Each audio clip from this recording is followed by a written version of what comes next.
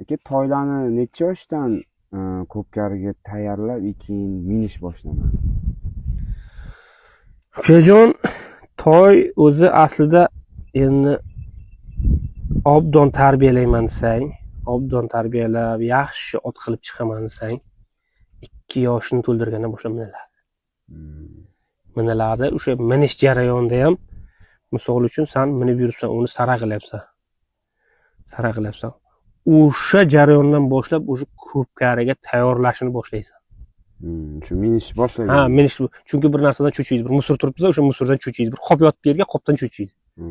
Harakat qilib o'sha qop ustiga olib borib mindirib, qop ustiga turg'izib, yaxshi turishni o'rgangandan keyin enkayib shu qopni ko'tarishga harakat qilasan, boshqa qilasan. Qisqasi, uka toydan ot qilib chiqishni chidagan odamga chiqargan. Hali inson ham toydan ot qilib chiqish qiyin. Rosa chidash kerak bo'ladi. Misol uchun, xuddi o'zingni bolangni qanday tarbiya qilsang, toyda ham xuddi shunday tarbiya qilib borasan. Joyi keladi, yerkalaysan, joyi keladi, qamchilaysan. Misol uchun-da, tarbiyani bolangdan ham joyiga ziyod tarbiyalaysan. Bo'lmasa, uka toydan ot qilib chiqishing juda qiyin bo'ladi.